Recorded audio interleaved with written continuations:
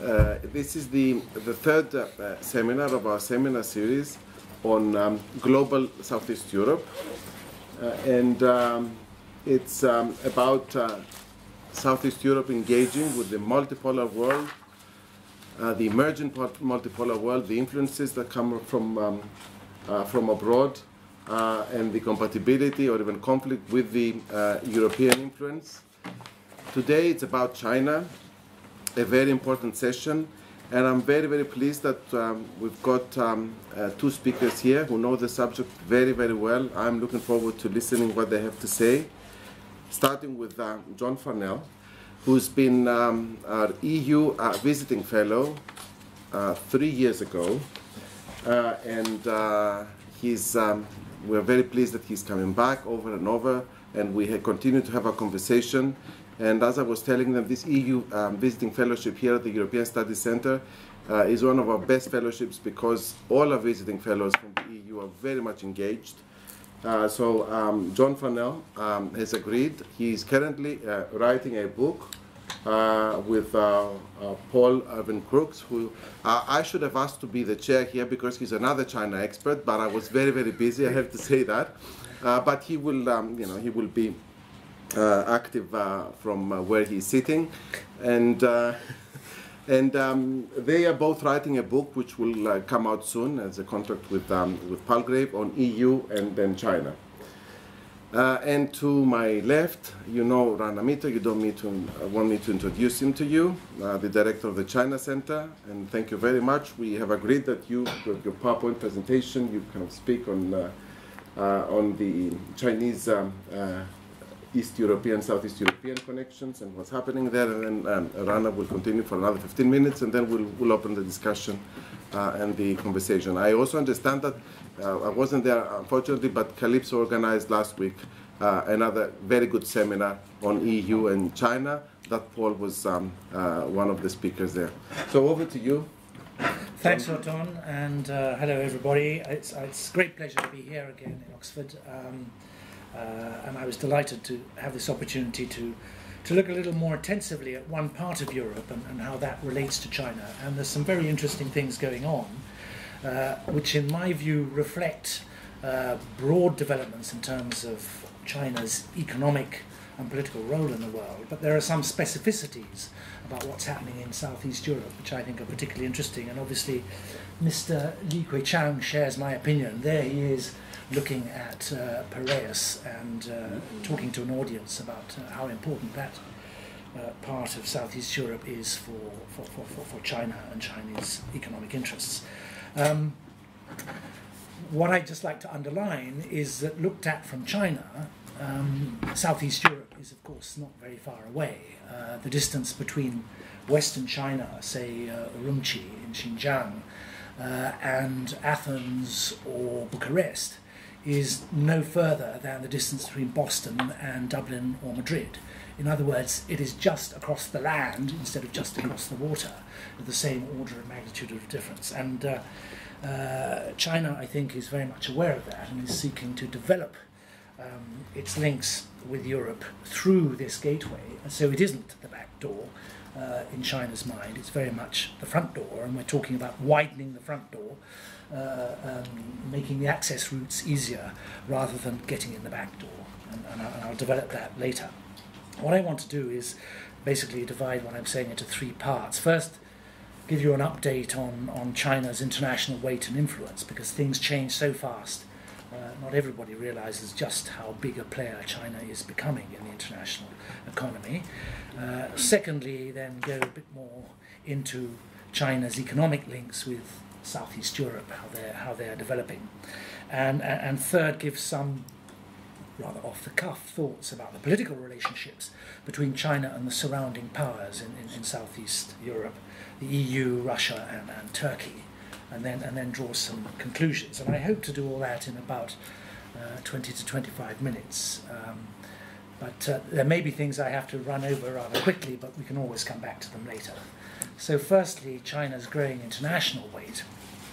And I put up there some of the key points. China is already the world's biggest economy if you look at that in terms of purchasing power parity. In other words, how much you can get for a dollar or a renminbi in different parts of the world. And it's the second biggest economy after the United States. It has a GDP in dollars of about just over $10 trillion. The US has 17.5 trillion, so it's about two-thirds the size of the US. But the predictions are that it will catch up with the United States sometime in the 2020s. It's already the biggest contributor to world trade. It's responsible for 16% of world trade overall. Only the EU, taken as a whole, is a more important player in world trade. It has a massive stock of international reserves, other currencies, US bonds, just over 4 trillion according to the IMF. The next biggest is Japan, with only a third of that amount of reserves. It has an enormous amount of money to spend, and the important thing about the Chinese system is that the Chinese system allows directional spending and strategic spending rather than accidental spending left largely to market players, which is what happens in the rest of the world. And that is going to play a big role in relation to Southeast Europe. It's a contributor, of course, major contributor to economic growth. The IMF estimated last year that in the past 5 years, even as China's economy slowed down, it was responsible for a third of global economic growth and half the economic growth for emerging economies and the developing world. So it's a massive player in terms of its effect on other economies. Its foreign investment is now growing, and I'll talk about this in relation to the region a bit more later. Last year, China became a net foreign investor, receiving less investment into China than it directed overseas. $120 billion going to the rest of the world in terms of direct investment, plus a lot from Hong Kong, which is in reality from China. So it is becoming more and more important. It's the number 3 direct investor after the US and Japan now, and growing fast. And as well as being big already, it has 2 plans that will make it bigger. China going global is a policy China has pursued since about the year 2000, where it is becoming much more involved in investment to secure resources, to secure various kinds of assets, skills and markets and technology overseas. And its second big project is domestic economic reform. This is one which is of huge importance to the rest of the world. If China does reform and becomes a more market-oriented economy, then that represents all kinds of new opportunities to the rest of the world in terms of access to a Chinese market which would be more open than it is today. But there are all sorts of uncertainties about that. I may touch on those in a while. China's political weight is growing. I think you've probably all read about what's been happening in the South and East China Seas.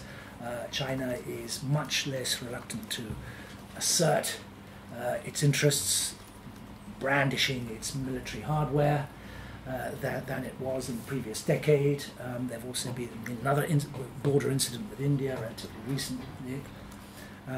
President Xi, at the end of 2012, sketched out his view of what he called the Chinese dream, which aims, among other things, at what he called the rejuvenation of the Chinese nation. And a month after making that speech, he interpreted one part of that dream as being the strong army dream in a speech to the People's Liberation Army. So China means business. There's a certain nationalist tinge to the Chinese dream, although it's not only that. China is also much more active in international organizations and in international cooperation than it has been previously. It's now a fairly substantial development aid spender. It's number 6 in the world. It spends $7 billion a year on development aid. You read about its agreement with the United States on climate change in December. It's even cooperating on suppressing piracy off the Horn of Africa with the EU and others. And as well as that, it's inventing new forms of international cooperation. Not everyone is happy about this, particularly the United States, but for example, it was instrumental in this new development bank belonging to the BRICS and put up 100 billion as capital for that. It's proposed an Asia Infrastructure Investment Bank, another 50 billion going into that, and it's working on similar sorts of structures with the Arab countries, with Latin America. So it is making its presence much more felt. And now, with that background, I'd like to look at what is happening with Southeast Europe. And we can see a number of the trends which I mentioned emerging there, but again with special characteristics. There's been rapid trade growth between China and this part of Europe, Europe as a whole, but also in particular with South-East Europe. Trade with Serbia, for example, taken at random, 20% increases in 2012, 2013. Trade with Turkey has grown 15-fold since the year 2000. These are much faster rates of growth than with Western Europe, with the EU, than with the EU as a whole.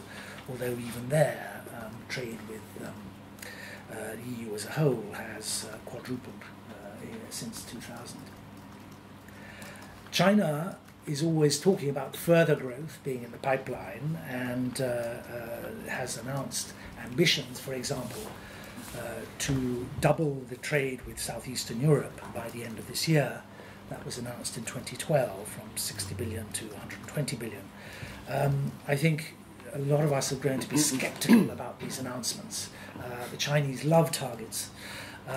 So of course does the EU, but I mean targets are there to be missed normally rather than to be achieved, and there are all sorts of reasons why that growth may not be spectacular or as spectacular as planned. The Chinese market is still closed in important respects which would be relevant to the countries in Europe and in Southeast Europe.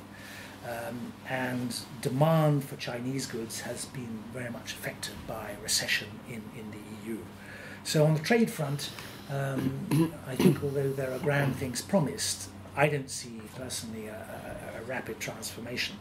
And all trade with China is imbalanced, and it is very difficult for the people dealing with China to feel that they're moving to a more balanced situation. But if you look at investment, that I think is becoming a very important development. As China has become a foreign direct investor, it has looked specifically to Southeast Europe as a platform for investment. And that investment is taking a particular form in Southeast Europe, mainly focused on transport and energy infrastructure, and not much in manufacturing. And that is in contrast with what is happening in other parts of Europe, where there has been quite a lot of merger and acquisition of specialized manufacturing companies by Chinese firms.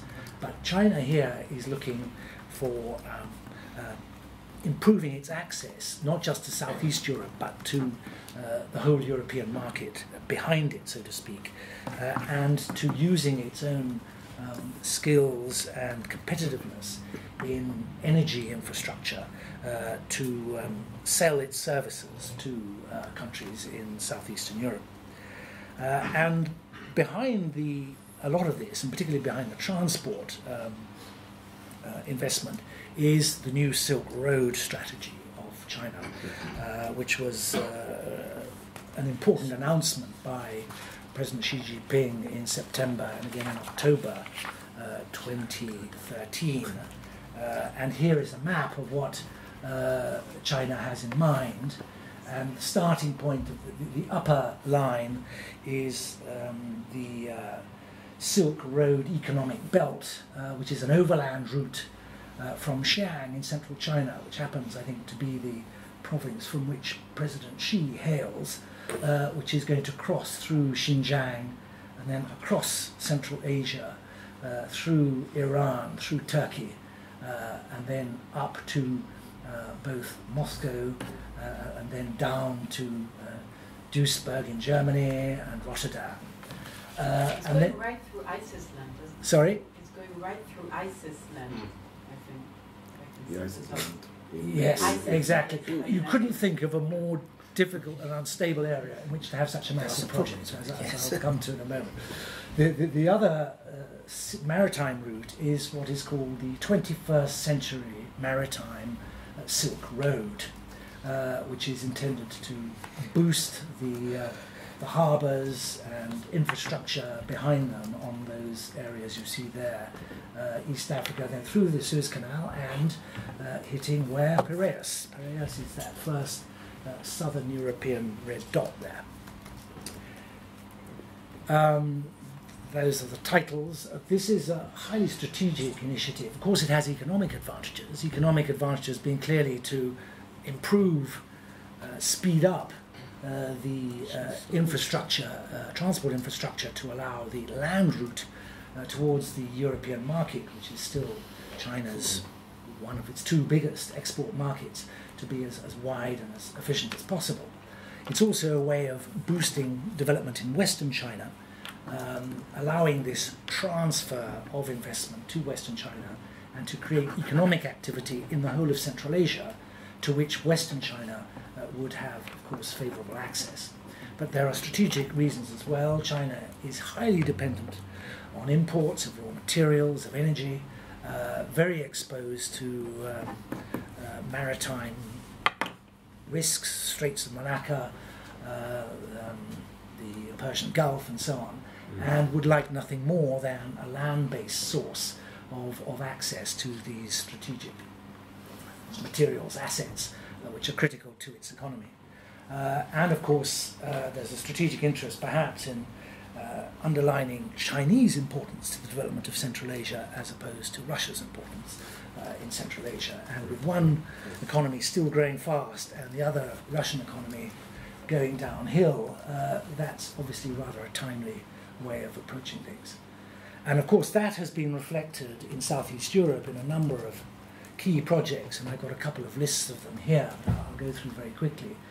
Piraeus, since 2009, has the container port in Piraeus has been leased to a Chinese, massive state-owned Chinese shipping company, COSCO. The investment in it has been massive, and Piraeus has now become, I think, the fourth busiest port in the Mediterranean, having been the eighth busiest, I think, only 3 or 4 years ago. Its target, according to the Chinese, is to be 50% the size of Rotterdam by 2020. Well, Rotterdam is a huge port, I think second only to Shanghai in the world, so Piraeus is certainly climbing the ladder very fast. Together with that, we have various other ports, Thessaloniki, Bar in Montenegro. I even saw a press cutting yesterday about the Slovenian port, Koder, sorry, I can't remember the name, also the subject of possible investment by China. Railways, high-speed railways, motorways in Montenegro to the Serbian border. Then high-speed rail, Budapest-Belgrade, 2.5 billion to be invested first in that, and then in its extension for other sums of money further south through Macedonia, through Greece, investment in bridges, investment in boosting the airport at Crete, imagining the Chinese tourists who are going to come, or already coming in significant numbers to Greece, 30,000 last year, 40,000 proposed this year. And that is Mr. Li Keqiang with a rather impassive Mr. Orban and the Prime Minister of Serbia in December, where that money was committed by China. Relations with the surrounding powers. I come first to the EU. What is happening in the political background to these economic developments? The EU and China have had a strategic partnership since 2003. I think that to both sides that has been a bit of a disappointment in terms of not delivering the breakthrough in economic relationships, at least, that both sides might have been looking for. Certainly on the EU side, a certain frustration with lack of improved access to the Chinese market over that time span.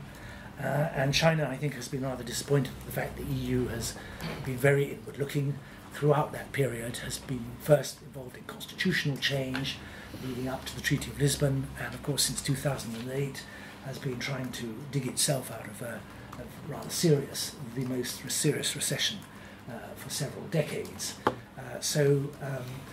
The China has begun to think about other ways of furthering its interests, political and economic, in Europe, and has developed a habit of dealing much more directly with the EU member states.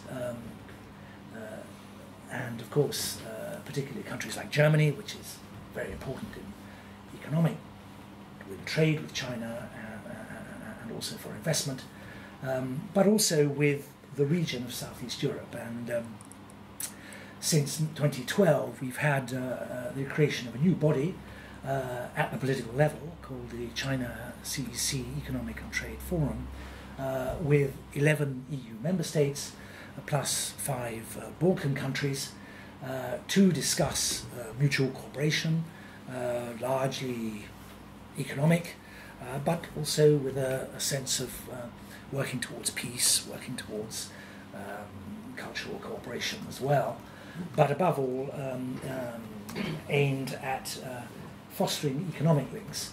And China has proposed and started to fund a 10 billion investment fund to look at joint projects of mutual interest, which could be managed and decided on within that framework. There have been 3 plenary meetings. They occur at the level of prime ministers on the European side and the Chinese prime minister on the Chinese side. There have been 3 such meetings, one every year, plus a lot of meetings going on below that, for example, involving local authorities, regional authorities, meetings of about 1,000 participants on each side in order to talk about possible cooperation between the 2 sides. Is that a problem as far as the EU is concerned? Both China and the EU say no. All the official declarations say, of course, this happens alongside a very important EU-Chinese dialogue and relationship. There's nothing to worry about. But in practice, given the scale of some of the Chinese investments, there are certain problems. Firstly, the development of EU policies on, say, transport or trans-European networks or energy are complicated or may be complicated by the offer of generous funding in certain kinds of power by China. Power, electricity, gas and nuclear, not physical and military power from China. In other words, China could be an accelerator of decisions to take certain options in terms of energy policy, which the EU would probably prefer to be discussed in common. There's also a question about whether Chinese funding is appropriate in terms of how it's financed and whether it really represents objectively justifiable investments. And there's been some criticism as to the fact that Chinese state-owned banks, of course, can offer terms which are very generous for repayment, which no serious European investment bank could. They're also prepared to tolerate degrees of political risk, which other EU banks or international banks would probably not consider either. So there is a question as to whether this kind of assistance would meet European competition rules. And that could complicate China's ambitions in this area. So to sum up, China and the EU, this is all happening in Southeast Europe with a certain lack of comfort, I would say, in Brussels, but no real confrontation yet. China and Russia, it doesn't need saying perhaps that China has been the traditional ally of that Russia has been the traditional ally of China since the revolution. Of course, relations have been up and down during that time, but certainly China still looks to Russia as a natural ally. Moscow was the first capital that President Xi visited after he came to power. It's also a significant energy supplier, not the most significant by any means, but certainly given the fears about maritime sourced energy, deals with Russia are important for China. China has been a little bit in a bind since the Ukraine crisis. It has tried, as I say there, to be neutral, but one has the feeling that it has exploited Russia's relative isolation and exposure through the following the Ukraine crisis to secure a deal that had been the subject of negotiation for 10 years on the supply of gas to China.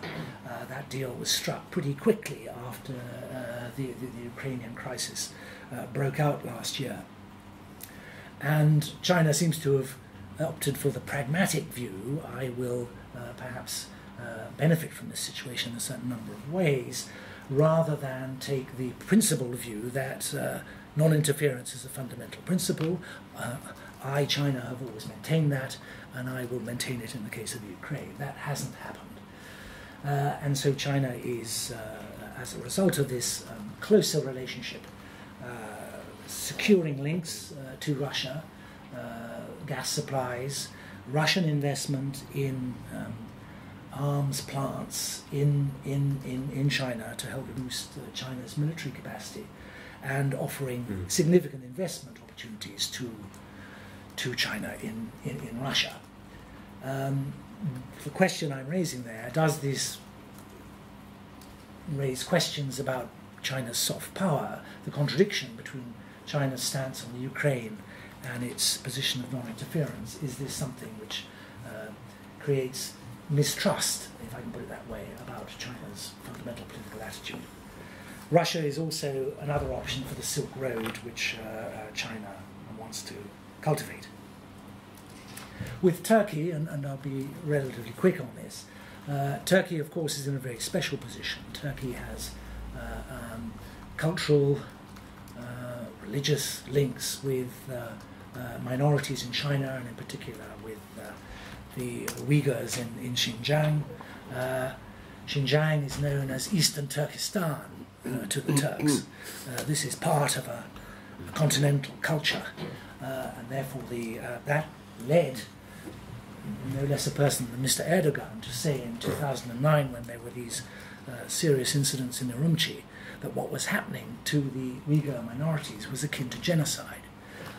You can imagine the Chinese reaction to that, outrage, and a lot of pressure on Turkey to, in a sense, back off, and so it did a year later by itself underlining that non-interference was an important principle for Turkey. There's been an uneasy rapprochement between Turkey and China since then. They swapped state visits in 2012, and they have gone through the motions of appearing to become much more close.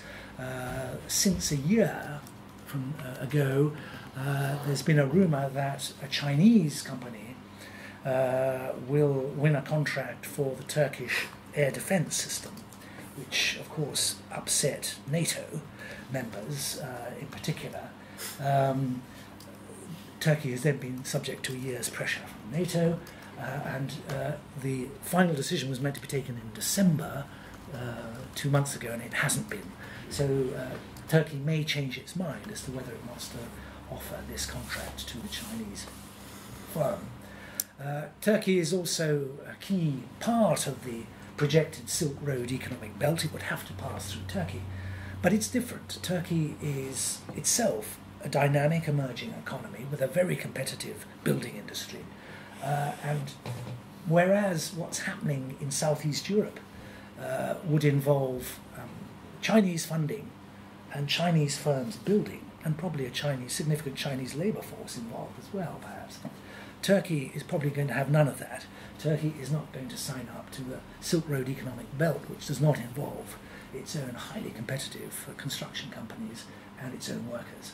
So question marks about whether Turkey is really a fully signed up member of the Silk Road economic belt.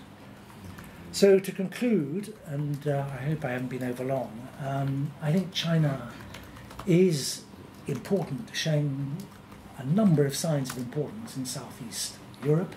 The fact that the EU is in such a difficult position overall reinforces its position with offers of funding to those who wish help in modernising their ports or building better motorways or with high-speed rail. The new Silk Road, if it happens, could be fundamental for Southeast Europe. It could accelerate this process whereby the ports in Southeast Europe become more important than the ports in Northwest Europe in terms of access for China to the European market. But how many things could go wrong? Calypso has already mentioned ISIS. I mean, you couldn't think of an area that's more unstable to build high-speed rail motorways through than this part of the world. Also, of course, this is a part of the world that has not always regarded China as its best friend. There are long-standing suspicions and enmities between Central Asian countries and China. Russia, if it gets back on its economic feet, is a rival player. So the new Silk Road cannot be taken for granted, even though China can put a lot of money into it. And my last point would be that China, of course, is wealthy, has a big sort of sovereign wealth fund, so to speak, to spend today. Its long-term influence, its long-term economic weight really depends so much on economic reform there. And there are a lot of question marks about that. Can it do what it needs to do in terms of sorting out its huge amount of lending compared to GDP, sorting out its financial markets, dealing with lack of demand because of decline in property markets. China is not as strong an economic player as it sometimes appears, and it will need staying power, and therefore it will probably need reform if it's to be of long-term influence in Southeast Europe and indeed in Europe as a whole.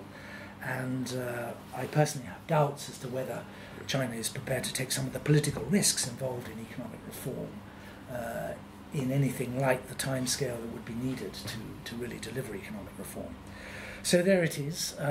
Sorry to have overrun time, but no, you have not overrun time, and it was very useful for us to set all the parameters. Over to you, Rana.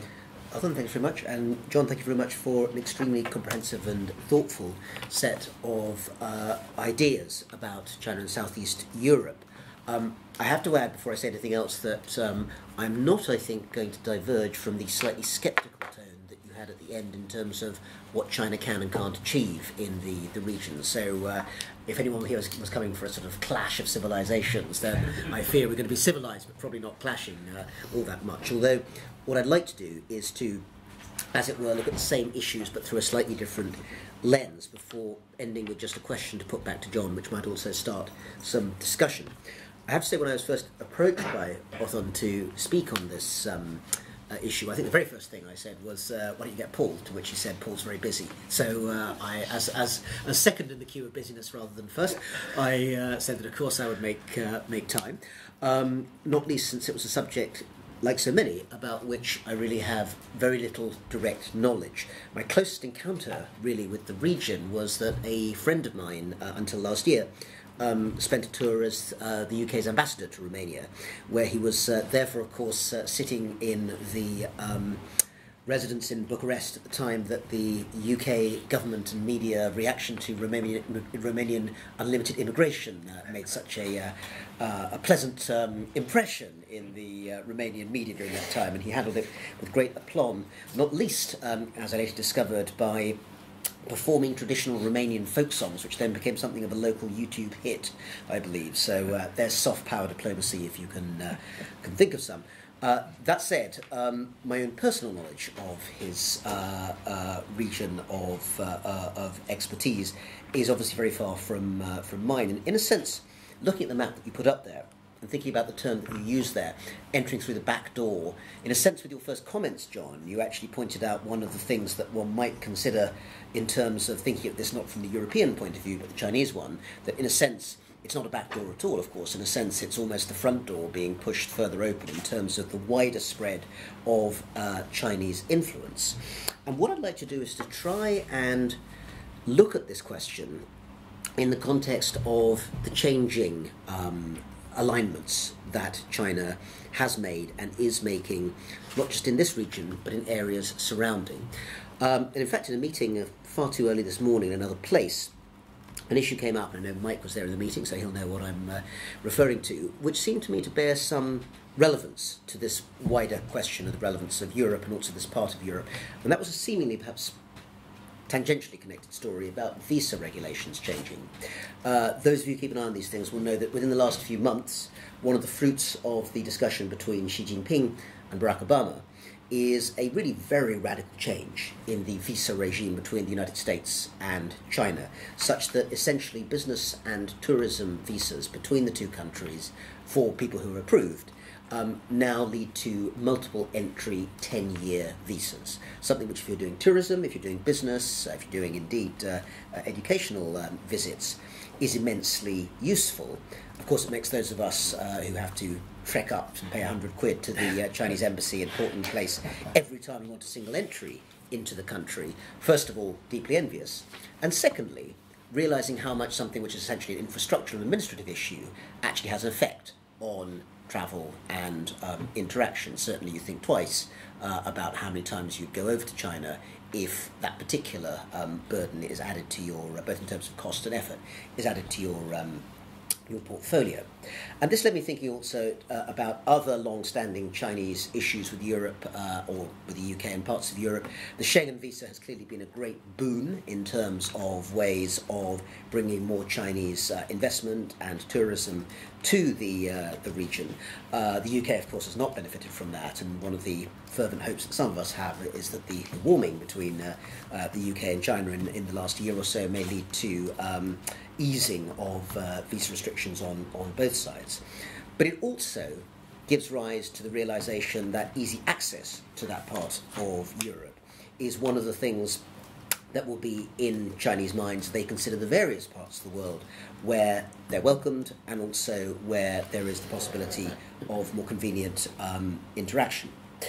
That having been said, I want to consider the relevance of this set of ideas about the new Silk Road in the context of perhaps a more controversial statement about Chinese global strategy. China essentially is operating in an environment unlike the European Union, I think, and unlike the United States, where it essentially has no real allies at all. It has partners, it has polities and transnational groupings with whom it has a highly cooperative relationship, but I am pushed to find countries that really have an affinity, an affective orientation towards China when it comes to a sort of fundamental set of decisions in its current form.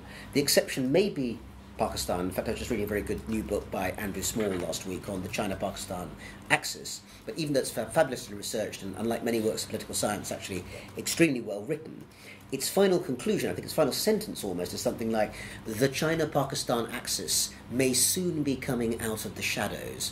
I thought, well, I'm not going to hold my breath on that one in particular. I think there are far too many problems on both sides to think that this is actually realistic. It was more interesting to me that if you're basically, and this is not Andrew Small, but really more China's problem, if you're having to push your alliance with a highly unstable nuclear-armed state with its own very serious internal insurgencies as your best mate on the block, then you really have some problems in terms of your geostrategic alliances. So beyond that, at the second tier, at the third tier, at the fourth tier of connections, there are, of course, a whole variety of countries, international financial institutions, international structures, I would call the EU a structure, I suppose, in that sense, with whom China has perfectly correct and indeed sometimes cooperative relations. But I would not mistake these for alliances. And I think that's an important point in the context of understanding how flexible and how protean these various policies are. The idea that there is a very carefully thought through and, if I may use the word, road-mapped Silk Road strategy in this case, I think speaks less than accurately, and not only John didn't say this, of course, actually he made it very clear, I think, how contingent this is on a whole variety of things, instead of rather sort of ramshackle set of thinking almost about this is the situation we're in, how can we make the best of it. The Ukraine and Russia question, I think, is a quite good example of that.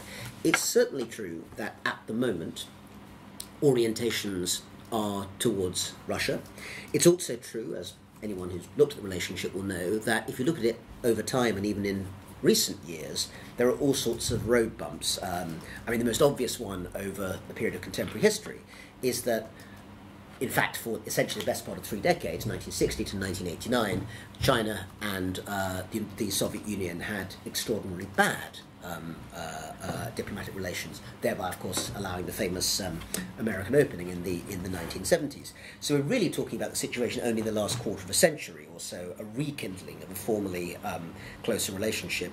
And then, in terms of a whole variety of issues, you mentioned, of course, Chinese neutrality on the question of Ukraine. This was put slightly more bluntly to me by a Chinese diplomat in private last year when I asked, about exactly this question. So what are you going to do about this blatant territorial sovereignty violation? The answer was, well, of course, we're not going to say anything in public because, of course, we actually disagree with the Russian actions, but by doing that, they give us many opportunities. So, that's about as fair as you could put it, an entirely pragmatic, cynical, but private view on what's going on. It's notable that there was similar silence in August 2008 when the Russian invasion into Georgia was something, again, that, at least in terms of international boundaries, clearly called for comments from those countries like China, which have stuck very strongly to the idea of not violating territorial boundaries. In that particular case, there was neither any very strong statement for or against. I think it's also clear that the Beijing government was absolutely furious with the Russians for stealing the headlines from the opening of the Beijing Olympics, which of course happened at the same time. And finally, and most recently, the terms on which Putin gained his big gas deal with China, if you look at the numbers, suggest a extremely hard-driven bargain, highly to the advantage of the Chinese side at a time when Putin very desperately needed to show some kind of international success in the face of fossil fuel sanctions from Europe. So an alliance it may be, but it is certainly an alliance of convenience and one where the Chinese extract the best price possible, rather than, I think, giving any great favours to a favoured partner. And this again strikes me as being not particularly surprising in terms of China's short to medium term strategy.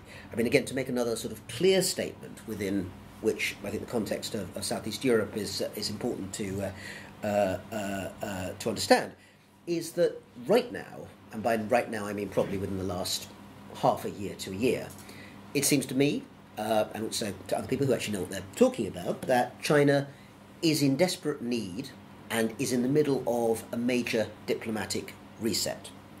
During the period before that, i.e. from about 2011 through to, let's say, early 2014, late 2013, late 2014, China was, as you all know, domestically going through some extremely problematic domestic political changes. The most visible element of the problems came, of course, with the defenestration of Bo Xilai, the aspirant Politburo Standing Committee member who was last seen, of course, languishing in jail alongside his wife, who was convicted of the murder of a British businessman. The lurid headlines drawing attention away from the more important underlying story of real turmoil in terms of Chinese policy making, leading, I think, directly to policy decisions which have a great relevance here. Number one being, as anyone who goes to China now will tell you, a severe crackdown in terms of media, public sphere and so forth in China at the moment, but also geopolitically to a very unfortunate combination of policies, geopolitical policies, regional geopolitical policies that became simultaneously more hardline but also more chaotic as different groupings, both within the civilian and military establishments, began to jostle for influence. And as a result, various issues which have been left relatively quiet in terms of the region, particularly confrontations in the East China Sea with Japan, South China Sea with Philippines, Vietnam, and so forth, suddenly quite quickly rose to the top of the agenda, backed up by the kind of rhetoric that John mentioned of a China seeking to revive itself, fuxing, and create a new sort of revitalized power in the region, something which promptly did what I assume was not the planned intention, which was to send many, in some ways, quite ambiguous, ambivalent regional powers firmly back into the embrace of ASEAN and of the newly pivoting United States. So the realization that essentially much of the quite careful diplomacy in the early 2010s that had brought parts of Southeast Asia and East Asia closer towards acceptance, if not embrace, of the idea of Chinese hegemony in the Southeast Asia region had clearly shattered, or at least been put under heavy pressure, and had to be rebuilt. In this context, particularly in Chinese policy-making circles, the idea of creating greater belts of influence elsewhere, in areas where if China did not have allies, it had at least greater affective possibilities in terms of polities that viewed the emergent world order as one which they found hostile, led in part to what we now think of as this new Silk Road policy. And there are actually actors, I have to say that the map we have there was very effective, not least because of, as Calypso eloquently put it, ISIS land. There are a variety of alternative routings through that Silk Route that have been proposed as well. One country we didn't talk about very much, but actually I think is very much in the ice. We can have it back up there. If we move it sort of slightly further south, of course, is Iran, with which China continues to have, again, a perfectly productive and cooperative relationship, not least in terms of large amounts of money laundering. Is there a tape recorder over there? Or? No, it's just visual. Good. Large amounts of money laundering. I'm sure the odd bit of help when it comes to cracking the odd isotope or two, and various other things that no doubt we wouldn't say outside a closed room. Also, of course, and this comes from, again, being in the Gulf about a year ago and having a chat with various slightly silent gentlemen from the regional countries, new relations with Saudi Arabia, with the UAE, and a whole variety of other actors. Just, by the way, to balance that set of relationships, I should point out that about half a year later, I was in a bar in Qingdao on the Chinese coast at a think tank being organised by the People's Liberation Army, chatting to two people who wouldn't give me their names from Israeli military intelligence. I get to some good parties, what can I say? In which it was made very clear that the actually very long-standing and very warm but quite low-key Chinese-Israeli relationship continues to thrive even in the midst of their turn towards finding Middle Eastern partners. And again, this is a sign both of China's ability to spread its favours, but also actually, I think, in the end, its inability to pin down one particular set of directions that it's really going to actually pursue.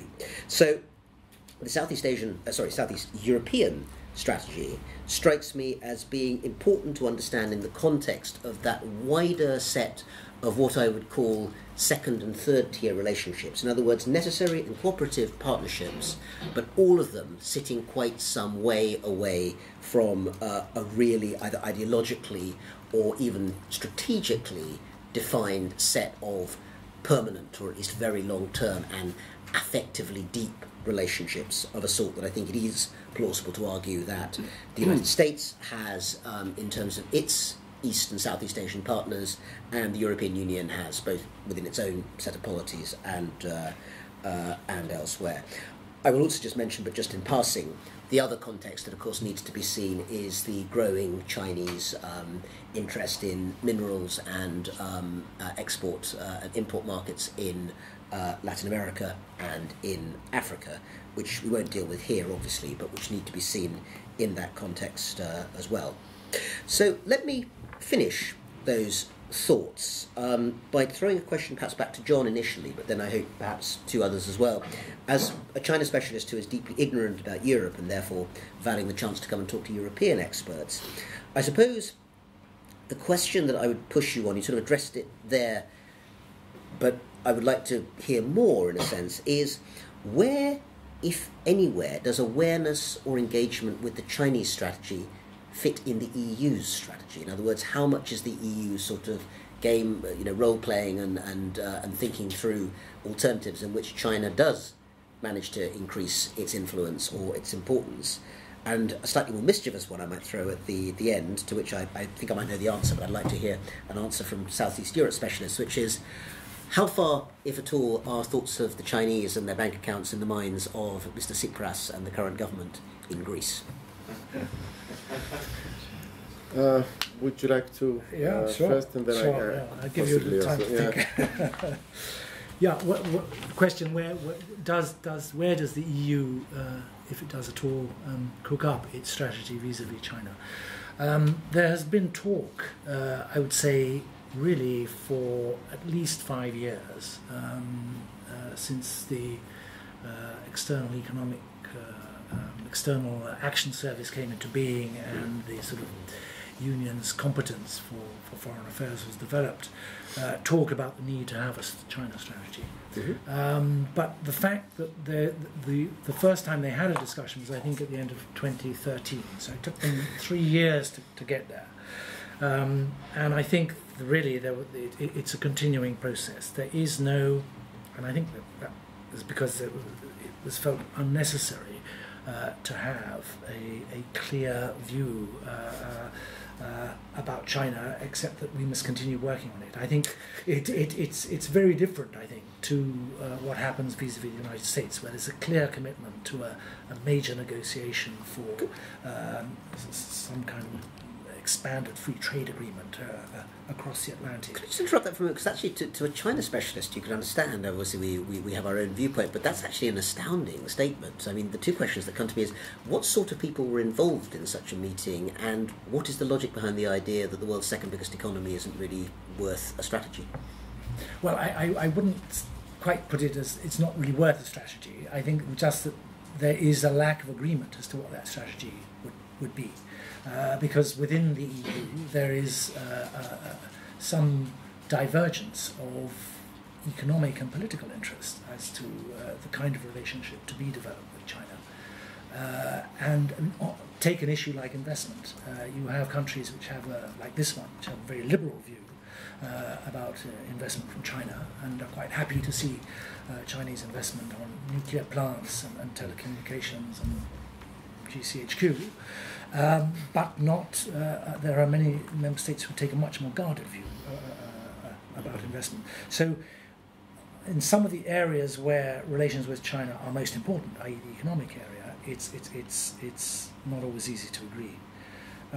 On the strategic issues, and there has been a decision to, for example, cooperate with China on naval patrols off the Horn of Africa, and there are even first meetings between European and Chinese military as of about a year ago.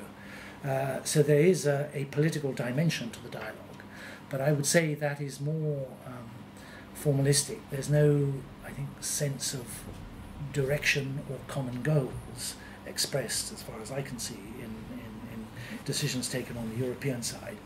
So I would say that the European political focus is, number one, on the neighbourhood. It is on Ukraine, it is on the Middle East and North Africa. It's then transatlantic, and only then is there possibly time to think about China. That's how I'd summarize it. Thank you, John. And before we open the floor, I owe an answer here, and also from a Southeast European perspective, because I do feel a bit responsible for the title, using the term backdoor. What I had in mind when I offered this title was mostly the region as the soft underbelly of Europe, the region which is much more vulnerable in the European context. So taking into consideration a more Southeast European perspective of weaker economies Greece, the weakest economy in the Eurozone, and the most hurt of them all. Serbia being partly a country within the EU and negotiating its accession at the moment. From their perspective, they need cash to come from China, obviously, to strengthen their own economies, and at the same time, they also need the negotiating power vis-à-vis Europe. So China, for these countries, is also a chip that could actually strengthen their argument when they discuss with the bigger powers of Europe. I liked your distinction between allies and partners, because that differentiates how China is viewed by Southeast European countries as opposed to Russia, for instance. In that Russia can rely on Serbia, on Montenegro, on Bulgaria, in some respects on Greece, because there are historical, cultural roots there and links. There are real reasons to have for Russians to believe that these are countries that will stand by them when times get rough. And finally, on the question about Tsipras, there I think there is a confrontation with the ideological part of the party. So on the one hand, it is understandable and it's ambitious and fantastic that Piraeus is becoming the fourth port in Europe. At the same time, there is an ideological there's climate that is building, and in many respects Syriza is also building in Greece, that all these assets should not be sold cheaply, and that there has to be some kind of understanding there that that would have to be respected. So although there's been the announcement last week that privatizations would stop, I wouldn't bet and count on this, on reversing it a little bit. At the moment, the government in Greece is trying to be as impressionistic and sensationalist as possible in order to appease its voters. And with that, we can open the discussion.